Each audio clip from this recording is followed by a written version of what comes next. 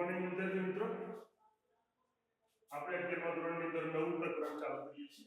પ્રકરણ નંબર 10 જૈવ અણુઓ બાયોમોલેક્યુલ્સ. વિદ્યાર્થી મિત્રો, આ જે પ્રકરણ જે છે આપણું બાયોકેમિસ્ટ્રી છે. રસાયણ વિજ્ઞાન આવશે એની અંદર. રસાયણ વિજ્ઞાન અને જીવ વિજ્ઞાનનું સંકલન કરીને નવી વિજ્ઞાનની શાખા જે બનાવી જેને કહેવાય છે જૈવ રસાયણ વિજ્ઞાન અથવા તો રાસાયણિક વર્ગીકરણ વિદ્યા. આપણે વર્ગીકરણ વિદ્યાની અંદર એક પ્રકાર પડ્યા તો એ જ છે આપણે. તો અહીંયા આગળ સજીવોનું જે શરીર છે, આપણે આસપાસ આપણે ઘણા બધા પ્રકારના સજીવો જોવા મળે છે. હવે બધા સજીવો તમે જો વિવિધ પ્રકારના છે. હવે આ સજીવો એટલે કયા? કે ભાઈ કઈ વનસ્પતિઓ છે, પ્રાણીઓ છે, સૂક્ષ્મ જીવો છે. તો નાના નાના કદથી લઈ અને મોટા મોટા કદના સજીવો જે છે એ સજીવો આપણી આસપાસની અંદર આપણે ખૂબ જ મોટા પ્રમાણમાં વિવિધતા અથવા ભિન્નતા ધરાવતા જોવા મળે છે. હવે આ જે સજીવો જે છે એ સજીવો આપણને એમ પ્રશ્ન થાય શાના બનેલા છે? આપણે આગળ ભણ્યા કે દરેક સજીવથી કોષનો બનેલો છે. હવે પ્રશ્ન એ થાય કે કોષ શાનો બનેલો છે? તો એની અંદર પણ આપણે અભ્યાસ કર્યો કે ભાઈ કોષની અંદર વિવિધ પ્રકારના રસાયણો આવેલા છે, તત્વો આવેલા છે અથવા તો સંયોજનો આવેલા છે. તો આ તત્વો સંયોજનો કે જે રસાયણોના બનેલા છે, એટલે આપણને પ્રશ્ન થાય કે સજીવ જે છે એ કયા રસાયણોનો બનેલો છે? સજીવનો રચનાત્મક અને ક્રિયાત્મક એકમ કોષ છે. એટલે કોષનું આપણે અથવા તો પેશીનું આપણે રાસાયણિક પૃથ્થકરણ કરીએ તો આપણને ખબર પડે કે એની અંદર કયા કયા પ્રકારના કેવા પ્રકારના રસાયણો આવેલા છે. હવે આ રસાયણો જે છે એ તત્વો સ્વરૂપે આવેલા અને આવા તત્વો જે છે એના જોડાવાથી વિવિધ પ્રકારના રસાયણો બનેલા. તો આપણે એને જૈવ રસાયણો કહીએ છીએ. અને આવા જે જૈવ રસાયણો કે જે સજીવની અંદર જોવા મળતા હોય એવા અણુઓ, રસાયણો શાના બનેલા છે? અણુઓના. તો એ અણુઓને કહેવામાં આવે છે જૈવ અણુ. હવે આવા પ્રકારના જે વિવિધ પ્રકારના જે રસાયણો છે અથવા તો જે જૈવ અણુઓ જે છે એનો શાના બનેલા છે એનો આપણે અભ્યાસ કરવો હોય તો આપણે શું કરવું પડે? તો તમે રસાયણ વિજ્ઞાનની અંદર ભણેલા છો, ભણો છો અત્યારે. તમે આવર્ત કોષ્ટકનો અભ્યાસ કર્યો તો એ આવર્ત કોષ્ટકની અંદર તમે જુઓ કે ઘણા બધા પ્રકારના રસાયણો જે છે જેમ જેમ શોધાયા એમ એને IUPAC પદ્ધતિ પ્રમાણે નામ આપી અને એની ગોઠવણી કરેલી છે. હવે આવા જે રસાયણ તત્વો જે છે એ તત્વો કે જે ધન અને ઋણ વીજભાર ધરાવે છે. હવે દરેક તત્વની અંદર તમને કેમિસ્ટ્રીમાં ભણ્યા એટલે તમને મારા કરતા વધારે ડિટેલમાં ખ્યાલ છે કે દરેક તત્વ જે છે અણુ, પરમાણુ અને ન્યુટ્રોનનો બનેલો છે. ધન આયન, ઋણ આયન, ન્યુટ્રોન વગેરે આયનોની અંદર આવેલા જોવા મળે. હવે આવા રસાયણો જે છે કે જે આવા જુદા જુદા તત્વો એકબીજા સાથે જોડાઈને બનેલા, એમાંથી સરળ રસાયણો પણ હોય અને કેટલાક જટિલ રસાયણો પણ.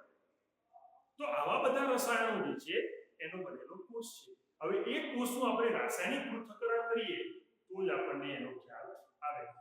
હવે રાસાયણિક પૃથ્થકરણ કેવી રીતે કરાય? તો રાસાયણિક પૃથ્થકરણ કરવું હોય તો આપણે જીવવિજ્ઞાન અને રસાયણ બંનેને સાંકળીને અહીંયા વાત કરીશું.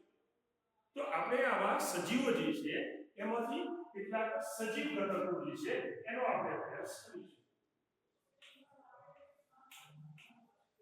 અથવા આપણે કહીએ સજીવ પદાર્થ.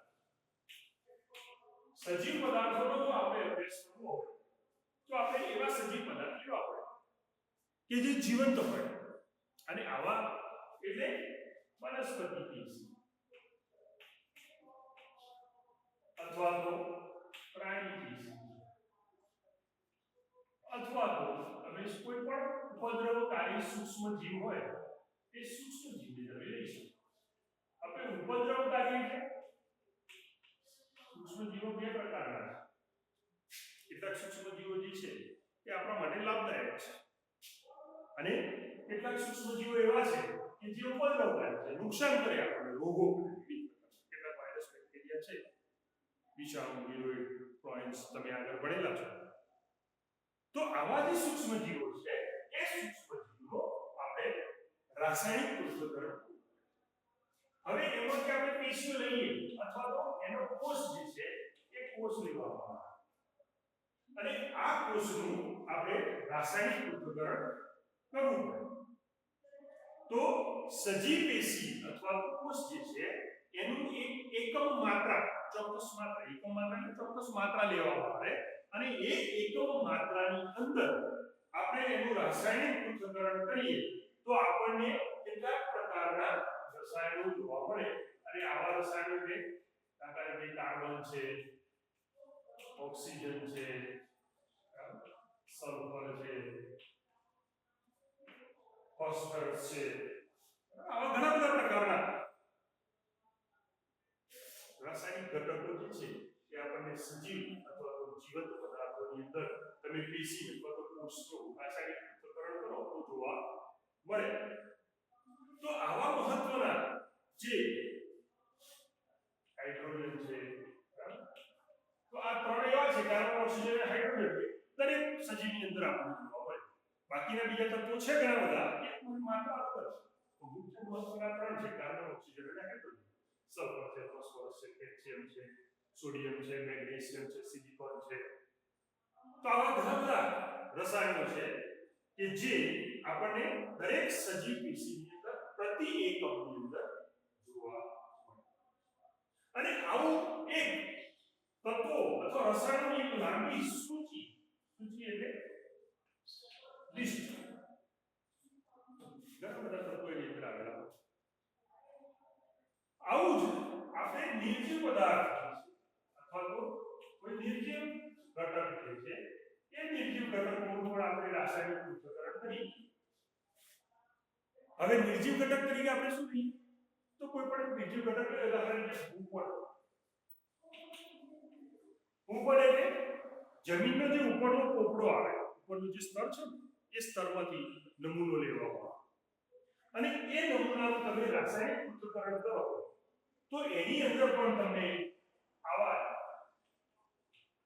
સંયોજનો જે છે એ જોવા મળે વગેરે તો એની પણ આવી સૂચિ આપણે પ્રાપ્ત થાય હવે આપણે આ સજીવ પદાર્થ અને આ જે નિર્જીવ પદાર્થ છે એની અંદર જોવા મળતા જે રસાયણોની સૂચિ છે એ બંનેની આપણે સરખામણી કરીએ તો તમે જુઓ છો સજીવ પદાર્થોની અંદર જેવા રસાયણો છે એવા જ રસાયણો આપણને આ ભૂપડ નિર્જીવ પદાર્થની અંદર પણ જોવા મળે છે એટલે એનો કહેવાનો મતલબ એ થાય કે સજીવ હોય કે નિર્જીવ બધા વિવિધ પ્રકારના એક સમાન અથવા તો એક સરખા રસાયણો બનેલા છે હવે આનું આપણે સૂક્ષ્મ પરીક્ષણ કરીએ માઇક્રો ઓબ્ઝર્વેશન કરીએ વધારે ઊંડાણપૂર્વક અભ્યાસ કરીએ તો આ દરેક સજીવ પદાર્થો અને નિર્જીવ પદાર્થોની અંદર જોવા મળતા જે રસાયણો અથવા તો જે તત્વો જે છે એ તત્વોનું પ્રમાણ અલગ અલગ જુદી જુદી જોવા મળે નિર્જીવ પદાર્થ અને સજીવ પદાર્થની અંદર આ તત્વો જે છે એ બધાની અંદર એક સરખા હોય નહીં બધાનું એક સરખું પ્રમાણ ના હોય અને બધા એક જ પ્રકારના અથવા તો આવા જેવા સજીવો મળે છે એવા બધા નિર્જીવો મળે પણ દરેકની માત્રા જે છે પ્રમાણ જે છે અલગ અલગ અને આવી અલગ અલગ માત્રા જે છે તો એની અંદર તમે જોઈ શકો છો કે સજીવ નિર્જીવની અંદર કોઈ આવા તત્વોનું અંતર જોવા મળતું નથી એટલે કે સમાન જોવા મળે જે તત્વો આપણને સજીવ પદાર્થોમાં જોવા મળે છે એ જ પદાર્થો આપણને નિર્જીવ ભૂપડની અંદર જોવા મળે કહેવાનો મતલબ એ છે કે સજીવો જેવા રસાયણો છે એવા જ નિર્જીવની અંદર પણ આવેલા રસાયણો છે પણ એ વચ્ચેનું અંતર શું તફાવત શું તો તફાવત છે સજીવ અને નિર્જીવમાં જોવા મળતા તત્વોની તુલના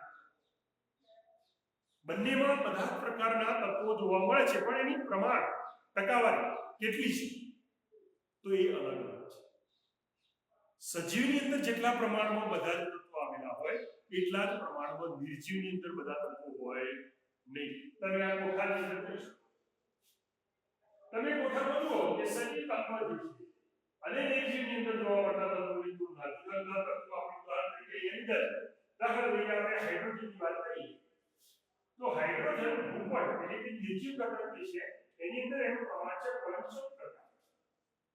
હવે એક હાઇડ્રોજન સજીવની અંદર તમે જુઓ 5% જ જોવા મળે. તફાવત છે આમાં 0.14% છે અને આમાં 0.5% છે. 50 થી 5. એ રીતે અન્ય તત્વોની સરખામણી તમે કરો તો કાર્બનનું પ્રમાણ ભૂગોળનું 0.03%, માનવ શરીરની 18.5. અહીંયા તમે જુઓ કાર્બન ભૂગોળ નિર્જીવ ઘટકમાં ખૂબ ઓછા પ્રમાણમાં છે, જ્યારે માનવ શરીરની અંદર આપણે વાત કરીએ અથવા તો સજીવની અંદર વાત કરીએ એનું પ્રમાણ 18.5 છે. એટલે નિર્જીવ કરતા સજીવનું કાર્બન વધારે હોય. એ જો ઓક્સિજનની વાત કરીએ તો ભૂગોળમાં 46.6% છે, તો અહીંયા માનવ શરીરમાં 65.0% છે. આવી રીતે નાઇટ્રોજન જે છે એ ભૂગોળની અંદર ખૂબ જ અલ્પ માત્રામાં આવેલો છે. માનવ શરીરની અંદર એનું પ્રમાણ 3.3% છે. તો આવા સલ્ફર છે, સોડિયમ છે, કેલ્શિયમ છે, મેગ્નેશિયમ છે, એની આપણે સરખામણી કરીએ તો આ દરેક તત્વો જે છે એ નિર્જીવ અને સજીવ ઘટકોમાં આવેલા તો છે, પણ એનું પ્રમાણ, ટકાવારી, વજન જે છે એ અલગ અલગ છે. એવું જ એક તત્વ છે સિલિકોન. સિલિકોનનું ભૂગોળની અંદર પ્રમાણ તમે જો તો 27.7 છે, સૌથી વધારે માત્રા. જ્યારે માનવ શરીર સજીવની અંદર જુઓ તો સિલિકોન ખૂબ જ અલ્પ માત્રામાં, અવગણ્ય, આપણે ગણતરીમાં ન લઈ શકીએ એટલી માત્રામાં, ખૂબ સૂક્ષ્મ માત્રામાં. એવું જ નાઇટ્રોજનનું છે. જમીનની અંદર ભૂગોળની અંદર ખૂબ જ અલ્પ માત્રામાં આવેલું છે, જ્યારે સજીવની અંદર માનવ શરીરમાં 3.3% વજન ધરાવતું પ્રમાણ જે છે. તો એ શું સાબિત થાય છે? બંને ઘટકો જે છે સજીવ અને નિર્જીવ ઘટકોની અંદર બધા જ તત્વો આવેલા છે, રસાયણો આવેલા છે, પણ એ રસાયણોનું પ્રમાણ જે છે એકમ માત્રા જે છે અલગ. તો આવી રીતે આપણે સજીવ અથવા તો નિર્જીવ ઘટકો જે છે એનું આપણે રાસાયણિક પૃથ્થકરણ કરીએ અને પછી એનું સૂક્ષ્મ પરીક્ષણ કરીએ, પ્રમાણ ચકાસીએ તો એ પ્રમાણ આપણને ભૂગોળ નિર્જીવ ઘટક, માનવ શરીર સજીવ ઘટક, જેની અંદર એની માત્રા જે છે એ આપણને અલગ અલગ. તો આપણે સૂક્ષ્મ પરીક્ષણથી ખ્યાલ આવે. તમે રાસાયણિક પૃથ્થકરણ કર્યું, રાસાયણિક પૃથ્થકરણ એટલે કયા કયા રસાયણો છે એ અલગ પાડે, અને સૂક્ષ્મ પરીક્ષણ એટલે દરેક તત્વ જે છે એ કેટલા માત્રામાં આવેલું છે એને કહેવાય સૂક્ષ્મ પરીક્ષણ. તો આવી રીતે આપણે આસપાસ જોવા મળતા જે સજીવો છે એ સજીવો કે જે આવા ઘણા બધા પ્રકારના તત્વોના અથવા તો એમાંથી બનેલા રસાયણો અથવા તો અણુઓના બનેલા છે, એ અણુઓની માત્રા સજીવ અને નિર્જીવ અને સજીવની અંદર આપણને જુદા જુદા પ્રકારના છે. તો વિદ્યાર્થી મિત્રો અહીંયા એક વાત કે રાસાયણિક પદાર્થોનું પૃથ્થકરણ જે છે એ કેવી રીતે કરી શકાય. રાસાયણિક પદાર્થોનું પૃથ્થકરણ કરવા માટેની કેટલીક પદ્ધતિઓ છે, રીતો છે. એ રીતો દ્વારા આપણે રાસાયણિક પૃથ્થકરણ કરી શકીએ.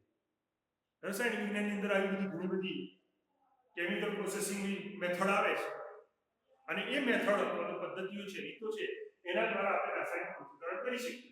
અને આવું રાસાયણિક પૃથ્થકરણ આપણે કરવું હોય તો એના આધારે આપણને કેટલાક પ્રશ્નો ઉત્પન્ન થાય. ક્યારે રાસાયણિક પૃથ્થકરણ કરવાની ઈચ્છા થાય? આપણને પ્રશ્ન એવો થાય કે સજીવોની અંદર આવેલા જે આવા જુદા જુદા ઘટકો છે એ ઘટકો કેવા સ્વરૂપે જોવા મળે છે, આવો પ્રશ્ન થાય. અથવા તો મનમાં બીજો એક એવો પ્રશ્ન થાય કે આવા જુદા જુદા સજીવો જે ઘટકો કે જે સજીવ અને નિર્જીવની અંદર આવેલા છે એની ચકાસણી કેવી રીતે કરી શકાય, અથવા તો એની માહિતી મેળવવા માટે વ્યક્તિ શું કરે છે, કેવી રીતે કરે છે? તો એને કહેવાય છે રાસાયણિક પૃથ્થકરણ. તો અહીંયા આપણે વિદ્યાર્થીઓ લઈએ છે રાસાયણિક પૃથ્થકરણ કેવી રીતે કરી શકાય.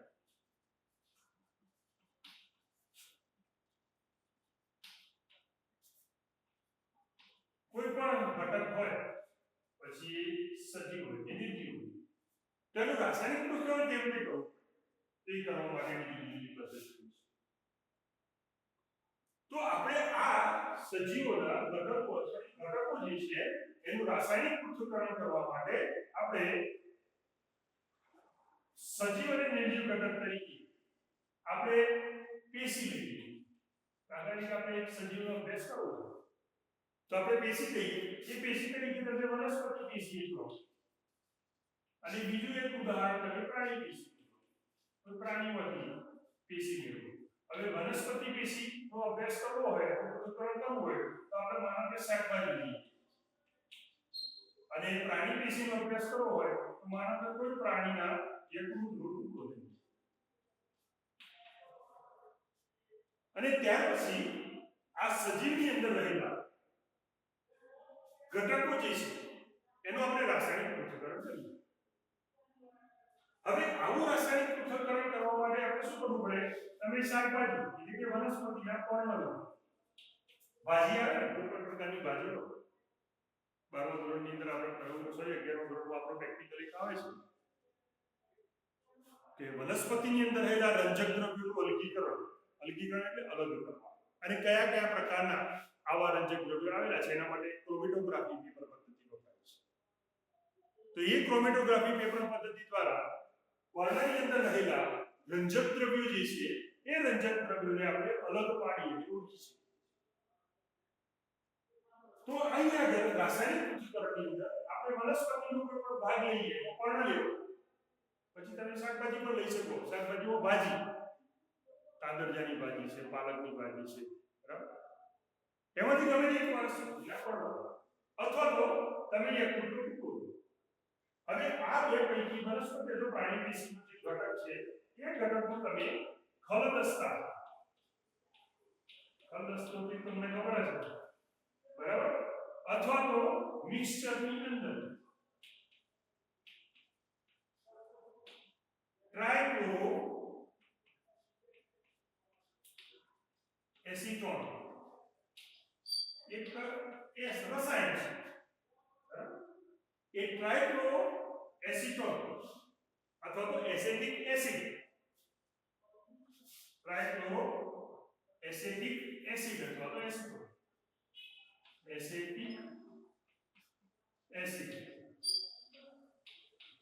એની સાથે આ પર્ણ અથવા તો યકૃતનો ટુકડો જે છે એને ખલદસ્તાની અંદર વાટો અથવા તો મિક્સચરની અંદર આ ટ્રાઇક્લોરો એસિટિક એસિડ ઉમેરી અને એને મિક્સ કરો.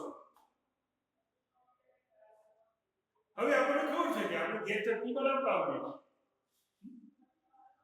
તમારા ઘરમાં તમે જોયું છે કે તમારી મમ્મી ચટણી બનાવે ત્યારે શું કરે? લસણની પેસ્ટ બનાવે, આદુની પેસ્ટ બનાવે, ડુંગળીની પેસ્ટ બનાવે. તો આદુના ટુકડા હોય, લસણના ટુકડા હોય, અથવા તો એ ટુકડાને શું કરે? ખલદસ્તાની અંદર વાટે, અથવા તો મિક્સર હોય, એ મિક્સરની અંદર એને થોડું પાણી ઉમેરી અને બરાબર એને મિક્સ કરી. એટલે એના પરિણામે એને વાટવામાં આવે. હવે આ ટ્રાઇક્લોરો એસિટિક એસિડ જે છે એની સાથે વનસ્પતિનો પેશીનો ભાગ પર્ણ અથવા તો યકૃતનો ટુકડો જે છે એકદમ ઝીરો વાટી નાખવાનો.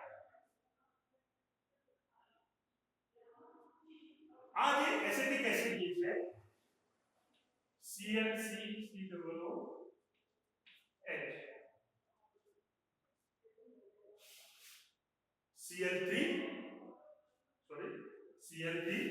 ClCCOOH એનું અણુસૂત્ર છે.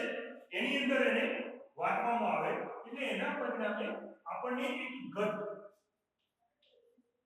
સ્લરી અથવા આપણે કહીએ કે પેસ્ટ, એ પેસ્ટ મળે. તમે એને બિલકુલ ઝીણું કરો ખલદસ્તા અથવા તો મિક્સરની અંદર. હવે આ ટ્રાઇક્લોરો એસિટિક એસિડ છે લિક્વિડ છે. જેમ આપણે પેલામાં પાણી ઉમેરીએ છીએ ને ચટણી બનાવવામાં અથવા તો લસણની પેસ્ટ બનાવવામાં, ડુંગળીની પેસ્ટ બનાવવામાં, આદુની પેસ્ટ બનાવવામાં, એમ થોડું એની અંદર આ ટ્રાઇક્લોરો એસિટિક એસિડ નાખી વાટો અથવા તો મિક્સરની અંદર મિક્સ કરો એટલે અંતે આપણને આ ઘટ સ્લરી અથવા તો પેસ્ટ મળશે. એકદમ ઝીણી સ્લરી પેસ્ટ મળશે. હવે આ સ્લરી પેસ્ટ જે છે એને ચીઝ-ક્લોથ એક ફિલ્ટર પેપર આવે છે અથવા તો રૂ વડે ગાળવા.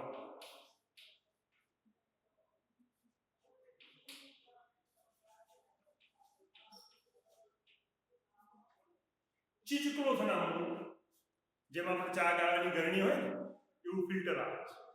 અથવા તો રૂનું બનેલું. રૂ તમે છે એને આમ આખો પટ્ટો એક બનાવી દો અને પછી ગરણીમાં મૂકી દો અને એના પર આ સ્લરી નાખો તમે સ્લરી જે છે અર્ધ પ્રવાહી હોય, પેસ્ટ જે છે અર્ધ પ્રવાહી હોય, તમે એની અંદર નાખો એટલે ધીમે ધીમે ગળાવાનું શરૂ થઈ જશે. એટલે આ જ્યારે ચીપો અથવા તો રૂ વડે તમે આ ઘટ સ્લરી અથવા તો પેસ્ટ જે છે એને તમે ગાળશો એટલે આપણને એમાંથી બે ભાગ મળશે, એક ગાળણ અને બીજો અવશેષ. આવા આપણને બે ભાગ મળે. સ્લરીને તમે ગાળો એટલે બે ભાગ મળે. હવે ગાળણ એટલે શું અને અવશેષ એટલે શું? તો બધાએ ચા બનાવતા શીખ્યા છો તમે. ચા બનાવતા બધાને આવડે છે. ચા બનાવો તો કેવી રીતે? આખી પ્રોસેસ બોલું. બરાબર, આપણે તપેલી લઈએ, એમાં પાણી નાખીએ, પછી એમાં ચાની પત્તી નાખીએ, પછી બીજી બાજુ દસ્તામાં આદુ વાટીએ અથવા તો મસાલો તૈયાર હોય તો ચાનો મસાલો નાખીએ, પછી બરાબર ઉકળી જાય એટલે એની અંદર દૂધ નાખીએ, દૂધ નાખ્યા પછી છેલ્લે આદુ નાખવા. પહેલા આદુ નહીં નાખી દેવાનું, તો ચા ફાટી જાય. હવે એ બરાબર ઉકળી જાય, મિક્સ થઈ જાય, તમે ચા ઉમેરી, ખાંડ ઉમેરી, પાણી ઉમેર્યું, દૂધ ઉમેર્યું, આદુ નાખ્યો તો મસાલો નાખ્યો, એને તમે બરાબર ઉકાળો છો. અને ઉકાળ્યા પછી આપણે એને ગરણી લઈએ અને ગરણીથી પછી પ્રવાહી જે છે આખું મિક્સર જે છે તપેલીમાં આપણે ગરણીથી ગાળીએ છીએ. હવે ગરણીથી આપણે ગાળીએ એટલે આપણે બે ભાગ મળે. એક ગરણીની અંદર રહેલો હોય અને બીજો નીચે ગરણીની નીચે ગળાઈ પડે. આ નીચે જે ગળાઈ પડ્યો એ છે ગાળણ.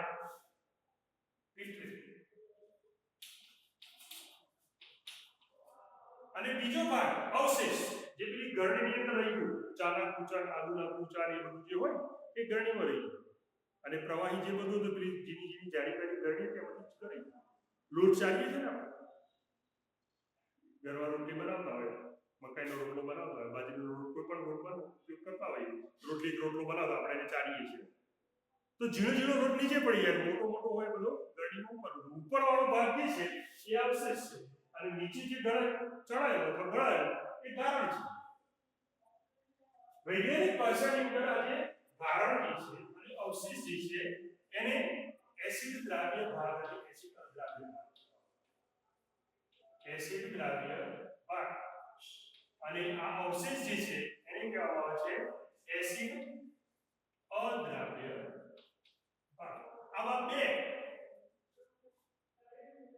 ગાળણ જે છે તમે એને ગાળ્યું એમાંથી આવા બે વસ્તુ આપણને મળી. એક ગાળણ ફિલ્ટર અને બીજા અવશેષ.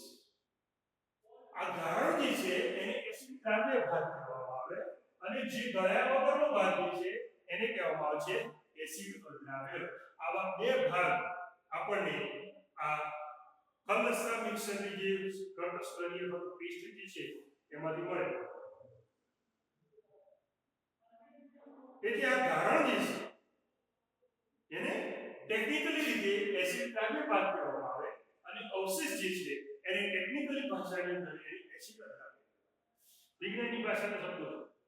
પેલા આપણા પદી શબ્દો છે, રૂટીનમાં વપરાતા ગાળણ, અવશેષ. અવશેષ આપણે ચા બનાવતા પૂછા કરીએ તો આ બે ભાગ આપણને મળે. હવે આ બંને ભાગ જે છે એનું વૈજ્ઞાનિકોએ પૃથ્થકરણ કર્યું. તો જ્યારે વૈજ્ઞાનિકોએ એસિડ દ્રાવ્ય ભાગ એટલે કે ગાળણ જે છે એનું વૈજ્ઞાનિક પૃથ્થકરણ કર્યું તો એમને મોટી સંખ્યામાં ઘણા બધા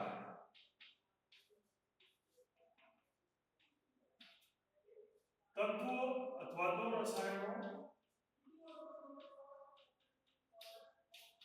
પ્રાપ્ત.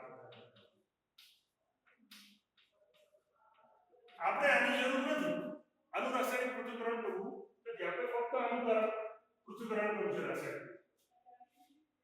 એટલે એસિડ દ્રાવ્ય ભાગ જે છે એમાંથી આપણને આવા રસાયણો અથવા તો તત્વો જેને ટૂંકમાં કહેવાય છે હજારોની સંખ્યામાં કાર્બનિક ઘટકો પદાર્થો મળે. અને આવા જે કાર્બનિક પદાર્થો જે છે એનું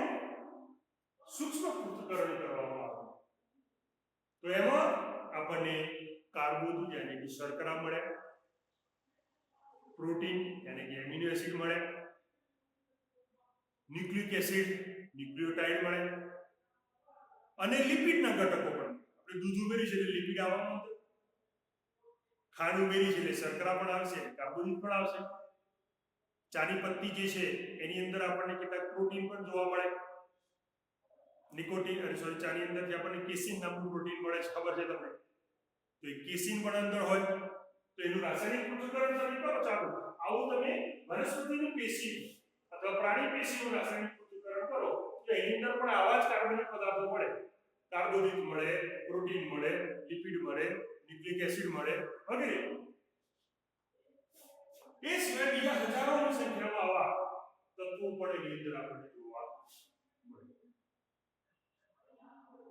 હવે આપણે આજે જીવંત પેશી જે છે, પછી વનસ્પતિ હોય કે પ્રાણી પેશી, એનું નમૂનાનું પૃથ્થકરણ જો આપણે કરીએ તો એમાંથી ચોક્કસ કાર્બનિક દ્રવ્યો આપણને જોવા મળે. પણ આ કાર્બનિક દ્રવ્યો જે છે એ કોઈ પણ નિતાર ગારણ જે છે, ગારણને બીજો શબ્દ કહેવામાં આવે નિતાર.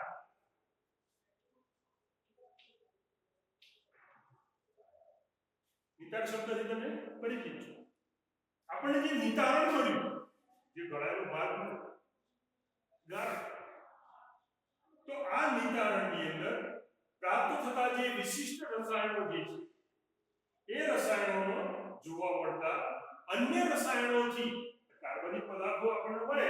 એ કાર્બનિક પદાર્થોનું આપણે રાસાયણિક વધુ સૂક્ષ્મ પૃથ્થકરણ કરીએ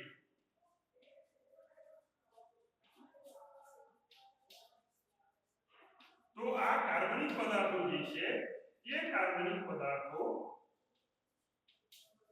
કયા રસાયણોના બનેલા છે અથવા તો કયા તત્વોના બનેલા છે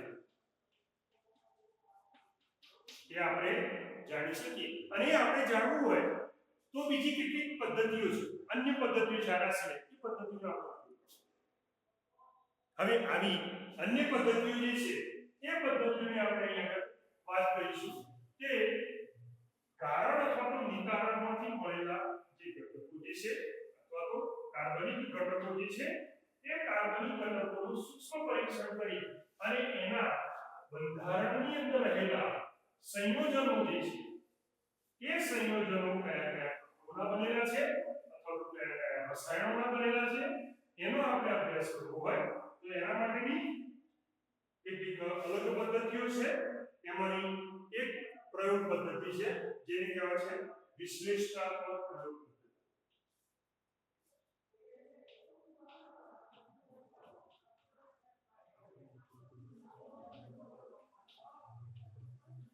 આપણે આવા કાર્બનિક ઘટકોનું સૂક્ષ્મ પરીક્ષણ કરવા માટે આ વિશ્લેષણાત્મક પ્રયોગની પદ્ધતિ છે એ પદ્ધતિ દ્વારા આપણે અભ્યાસ કરવો પડે. અને આવો જે પ્રયોગ જે છે એને કહેવાય છે ખંડનાત્મક પ્રયોગ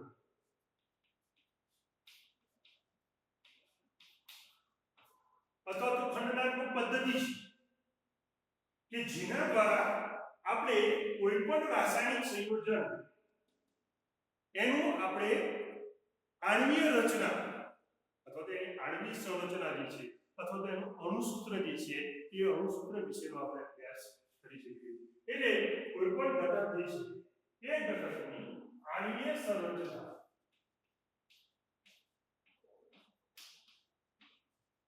અને આણ્વીય સંરચના એટલે મોલેક્યુલર સ્ટ્રક્ચર અને એનું આણ્વીય સૂત્ર એનો આપણે અભ્યાસ કરવો હોય તો આ વિશ્લેષણાત્મક પ્રયોગ છે કે જેની અંદર એક ખંડનાત્મક નામનો પ્રયોગ આવે છે એ પ્રયોગ દ્વારા આપણે અભ્યાસ કરવો. તો આ બધા પ્રયોગ દ્વારા આ જે કાર્બનિક પદાર્થો અથવા જે રસાયણો છે એ જેના તત્વોના બનેલા છે એ તત્વો અથવા તો અણુઓને કહેવામાં આવે છે જૈવ અણુઓ, બાયોમોલેક્યુલ્સ. હવે આવા બાયોમોલેક્યુલ્સનો અભ્યાસ કરવા માટે આપણે એક પ્રયોગ કરીએ જેને કહેવામાં આવે છે ખંડનાત્મક પ્રયોગ. અને આવો જે ખંડનાત્મક પ્રયોગ છે કે જેમાં સજીવોની અકાર્બનિક તત્વો એ રસાયણો જે છે જૈવ અણુઓ જે છે એ જૈવ અણુઓની અંદર આપણે કાર્બનિક અને અકાર્બનિક તત્વો અથવા રસાયણો આપણને જોવા મળે. હવે એના માટે ખંડાત્મક પ્રયોગ છે કેવી રીતે કરવામાં આવે?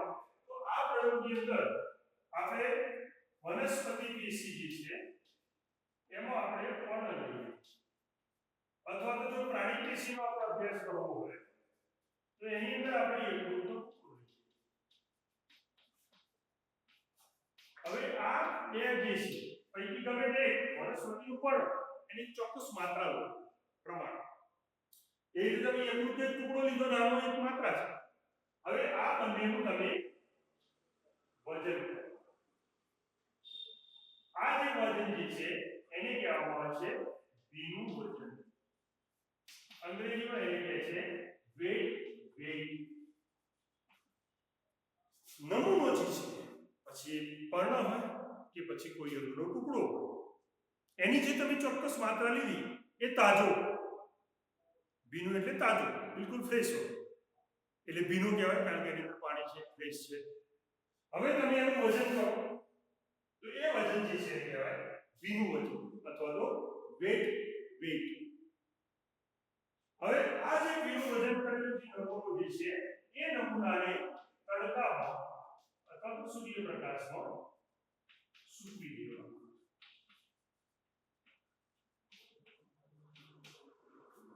તડકાની અંદર આપણે આ વનસ્પતિના પર્ણ વજન કરેલા છે એને તમે સૂકવો, અથવા તો યકૃતનો ટુકડો છે એને સૂકવો. શું થશે? તડકાની અંદર તમે 1 દિવસ 2 દિવસ અથવા તો 5 દિવસ 4 5 કલાક સુધી રાખી તો શું થશે?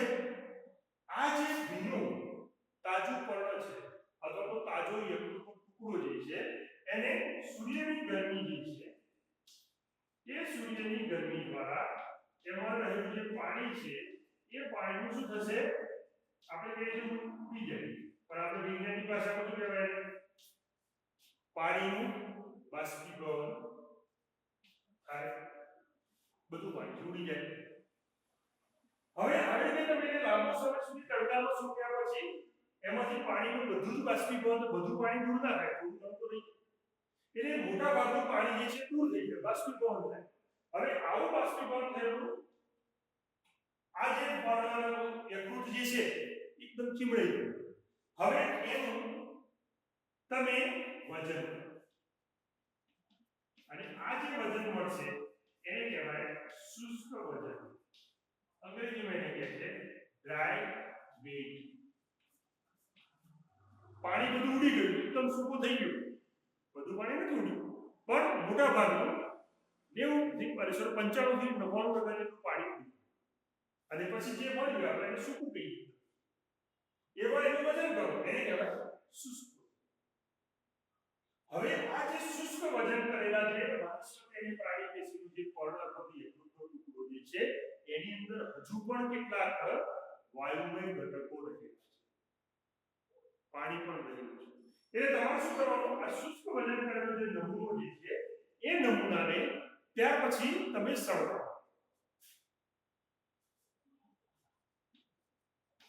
અથવા તો જે પેશી છે સુકાઈ ગઈ એને સળગાવો.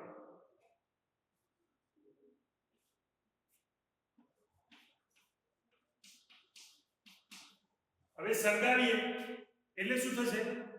એની અંદર જે પાણી અને CO2 જે છે એ ઉડી જશે. પાણી એટલે કે H2O અને CO2 જે છે એ બાષ્પ બનીને ઉડી.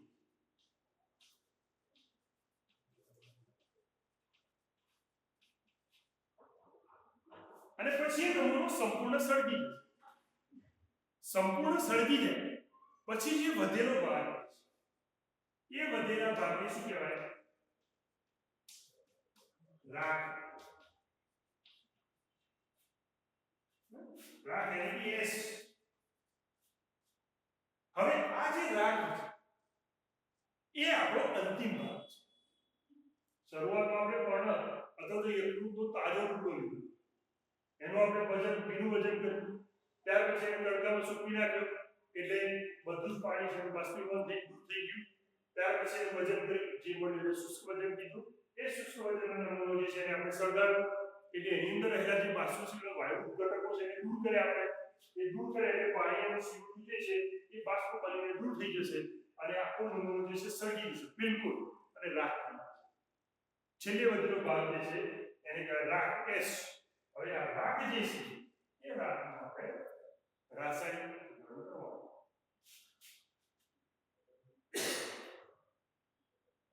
બધા જ કાર્બનિક પદાર્થોનું ઓક્સિડેશન થઈ જાય, પાણી ઉડી જાય, CO2 ઉડી જાય અને અંદર વધેલો પદાર્થ જે છે રાખ, એ રાખનું આપણે પૃથ્થકરણ કરીએ તો એમાં આપણને અકાર્બનિક ઘટકો અથવા તો તત્વો જે છે જોવા મળે. અને આવા અકાર્બનિક તત્વો અને અકાર્બનિક રસાયણ, અકાર્બનિક તત્વો અને બીજા અકાર્બનિક રસાયણ, આવા બે ઘટકો એની અંદર જોવા મળે. હવે અકાર્બનિક તત્વો તરીકે આ રાખની અંદર કયા કયા તત્વો આવેલા છે? તો એ છે કેલ્શિયમ અને મેગ્નેશિયમ વગેરે. કયા કયા? કેલ્શિયમ, મેગ્નેશિયમ વગેરે અકાર્બનિક તત્વો તરીકે, અકાર્બનિક તત્વો તરીકે. અને અકાર્બનિક તત્વો રસાયણ તરીકે સલ્ફેટ અને ફોસ્ફરસ અથવા તો ફોસ્ફેટ આવેલા હોય. જ્યારે આપણે રાખનું રાસાયણિક પૃથ્થકરણ કરીએ ત્યારે આપણે આવા અકાર્બનિક તત્વો અને અકાર્બનિક રસાયણો જે છે એની અંદર આવેલા જોવા મળે. તો આ જે ભાગ જે છે અકાર્બનિક તત્વો અને અકાર્બનિક રસાયણ કે જે રાખમાંથી મળ્યા, આ રાખ એ શું છે? આ પ્રયોગના સંદર્ભમાં વાત કરવા જઈએ તો એ એસિડ દ્રાવ્ય ભાગ છે. એ કયો ભાગ છે? એસિડ દ્રાવ્ય ભાગ. અને એ એસિડ દ્રાવ્ય ભાગનું આપણે પૃથ્થકરણ કરીએ અથવા તો રાખનું પૃથ્થકરણ કરીએ તો એમાંથી અકાર્બનિક તત્વો અથવા તો અકાર્બનિક રસાયણો આપણે આવા પ્રકારના મળે. તો આવી રીતે આપણે તત્વીય પૃથ્થકરણ કરીએ છીએ. આગળના પ્રયોગ દ્વારા આપણે શું કરીએ છીએ? તત્વીય પૃથ્થકરણ. એની અંદર આવેલા જે તત્વો જે છે એ તત્વોનું કયા કયા તત્વો છે આપણે જાણીએ છીએ, ઓળખી શકીએ છીએ. તેને તત્વીય પૃથ્થકરણ કહેવામાં આવે. અને આવી તત્વીય પૃથ્થકરણથી કોઈ પણ જીવંત પેશી, પછી એ વનસ્પતિનો પર્ણ હોય કે પ્રાણીના અંગનો ટુકડો હોય, એની અંદર રહેલા જે તત્વીય સંયોજનો છે એવા તત્વીય સંયોજનોનો આપણે અભ્યાસ કરી શકીએ. અને આવા જે તત્વીય સંયોજનો છે, દાખલા તરીકે carbon, hydrogen, oxygen, nitrogen, sulphur, phosphate વગેરે, ક્લોરીન, તો આવા તત્વીય સંયોજનો જે છે એ આપણે આના દ્વારા આપણે પૃથ્થકરણ કરી અને મેળવી શકીએ અથવા તો જાણી શકીએ. રાસાયણિક પરીક્ષણથી જીવંત પેશીઓની અંદર પ્રાપ્ત થતા જે કાર્બનિક ઘટકો છે, બે પ્રકારના ઘટકો આપણને મળે. અને આવા બે પ્રકારના ઘટકો જે છે એમાંથી કેટલા છે એ કાર્બનિક ઘટકો આવ્યા. અને આવા કાર્બનિક ઘટકો એટલે કયા? તો એમાં શર્કરા અથવા તો એને કાર્બોદિત, બરાબર. બીજા કયા? તો કેટલાક પ્રોટીનના ઘટકો,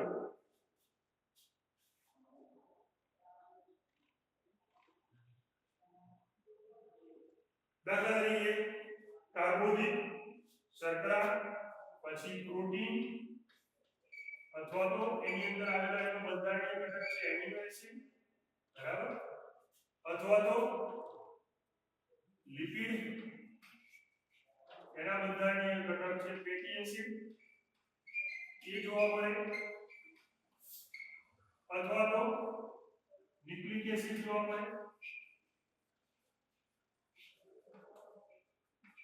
આ બધા કાર્બનિક ઘટકો છે તત્વીય પૃથ્થકરણ કરીએ તો આવા કાર્બનિક ઘટકો જે છે ત્યાં રાખ અથવા એસિડ દ્રાવ્ય જે ભાગ મળ્યો કે જે આપણે પર્ણ અથવા તો એકરૂપતા ટુકડામાંથી પ્રાપ્ત થશે એની અંદર જોવા મળે સાથે સાથે આપણને કેટલાક અકાર્બનિક ઘટકો જે છે એ પણ એની અંદર જોવા મળે અને આવા અકાર્બનિક તત્વો જે છે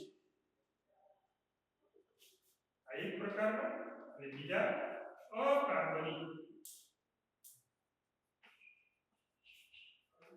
ઘટકો પણ જોવા મળે અને આવા ઘટકો જે છે અકાર્બનિક ઘટકો એ કયા કયા પ્રકારના હોય તો આ ધન અને ઋણ આયન ધરાવતા અકાર્બનિક ઘટકો જે છે તેની અંદર જોવા મળે અને આવા ધન અને ઋણ આયન વાળા જે છે એમાં સોડિયમ Na+,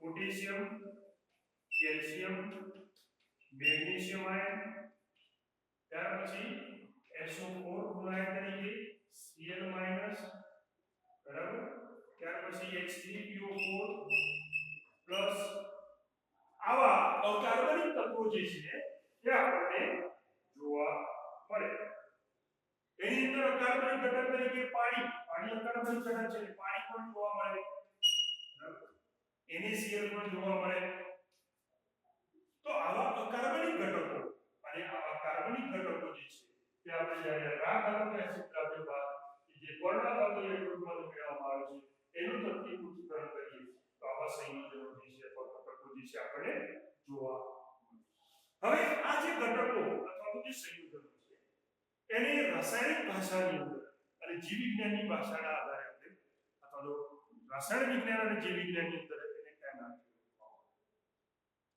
રસાયણ વિજ્ઞાનના સંદર્ભની અંદર વાત કરવા જઈએ તો આવા જે ઘટકો છે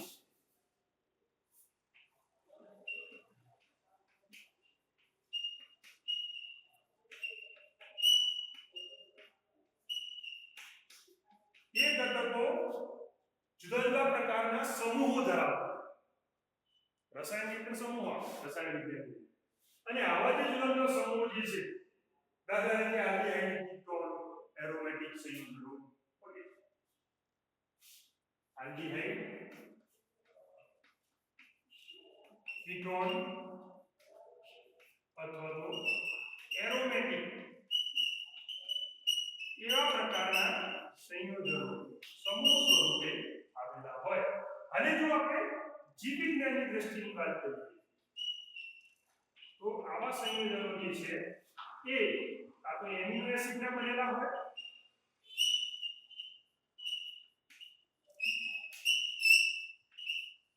અથવા તો ફેટી એસિડના બનેલા હોય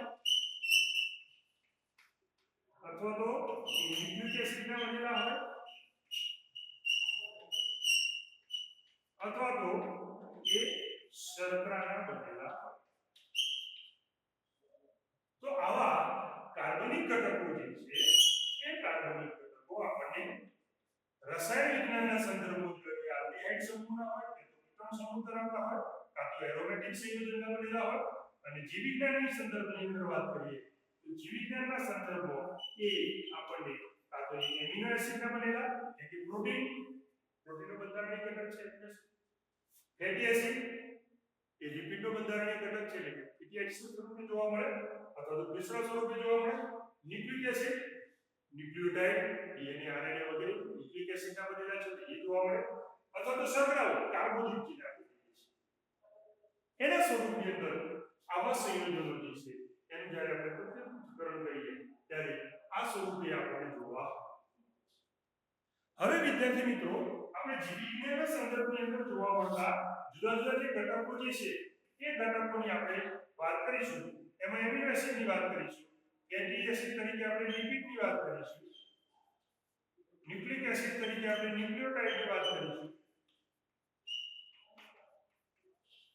અને શર્કરાઓ તરીકે આપણે કાર્બોદિત ઘટકો આ બધાની આપણે અલગથી વાત કરીએ એમિનો એસિડ શું હોય તેનું બંધારણીય સૂત્ર કેવું છે એની રચના કેવી છે એના ગુણધર્મો કેવા છે એનું વર્ગીકરણ શું છે બરાબર ત્યાર પછી આપણે લિપિડો જોઈશું લિપિડના પ્રકારો જોઈશું લિપિડના બંધારણીય ઘટકો જોઈશું દરેક ઘટક જે છે એની આપણે રચના જોઈશું, એનું આણ્વિક સંરચના જોઈએ, અણુસૂત્ર જોઈશું, અને આવા ફેટી એસિડ અને બીજો ગ્લિસરોલ એની સંરચના. ફેટી એસિડ અને ગ્લિસરોલ અલગ અલગ હોય લિપિડની અંદર, અથવા તો બંને સાથે પણ હોય એવા પણ લિપિડ જોવા મળે છે. એટલે લિપિડ આપણે પ્રકાર જોઈશું. તો આ બધી બાબત જે છે એનો આપણે આગળ અભ્યાસ